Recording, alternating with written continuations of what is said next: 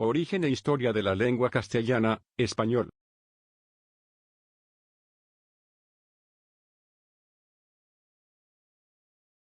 La España primitiva. Este periodo hace referencia a la famosa Hispania, o a la península ibérica, como actualmente la conocemos, que encierra a España y Portugal.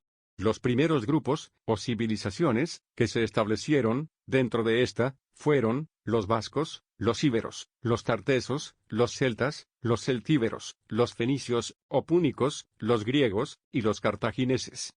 Con respecto a los vascos, o vascones, podemos resaltar que fueron exactamente los primeros que se establecieron en este territorio, y que su lengua, el euskera, es la única lengua prerromana que actualmente sigue presente. De los íberos, podemos decir que tomó su nombre la península. Los fenicios fueron los que trajeron la escritura y crearon Gadir, o Cádiz, la ciudad más antigua de Europa occidental. De los cartagineses, que eran fenicios también, pero independientes, los cuales podemos denominar como los dueños de todo el comercio y navegación del mar Mediterráneo, y que poseían una numerosa cantidad de territorios.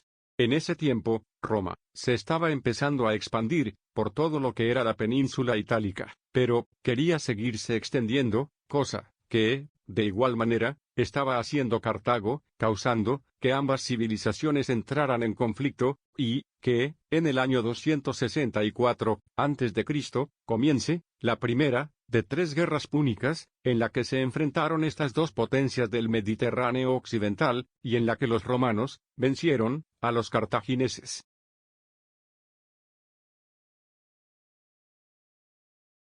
La Hispania romana.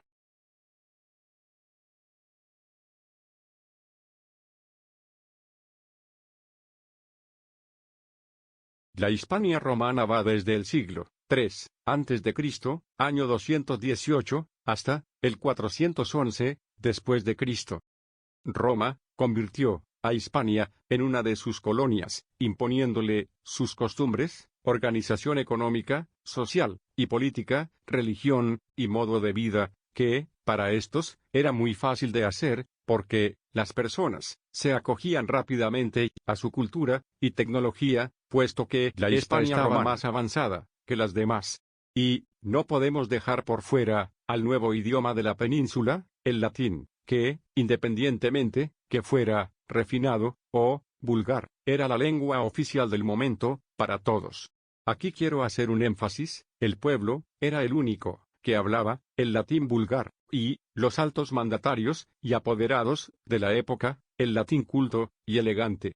Debido a la expansión que tuvo este idioma, las lenguas de los grupos anteriormente mencionados fueron siendo olvidadas por completo, salvo el euskera. Posterior a la caída del Imperio Romano, en el siglo V después de Cristo, año 476, el cristianismo mantuvo la lengua que nos dejaron estos vigente. La forma en que cada región se fue adaptando al latín trajo para este último diversas transformaciones, provocando el nacimiento de las lenguas romances. Estas lenguas son el español, el portugués, catalán, francés, italiano, rumano, entre otros, que, como podemos observar en el mapa conceptual, provienen de ciertas divisiones. Gracias a la mezcla que se dio entre las lenguas romances y el latín vulgar, surgió la lengua de la región de Castilla, el castellano. España mozárabe.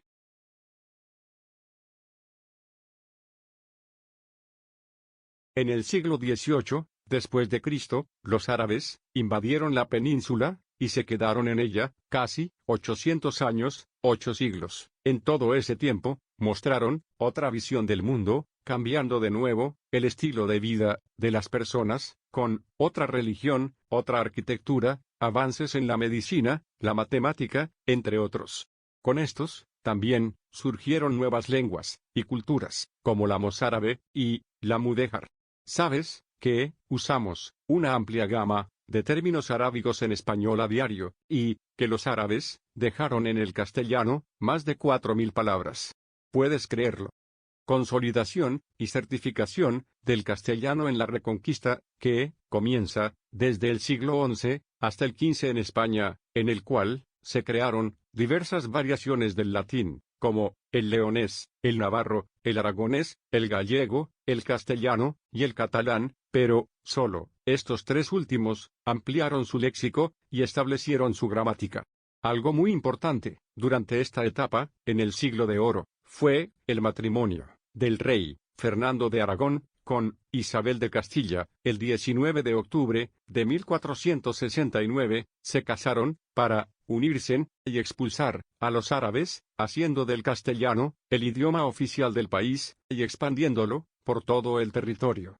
El Siglo de Oro hace referencia al periodo en el que se vivieron las etapas y los triunfos más gloriosos de la literatura española.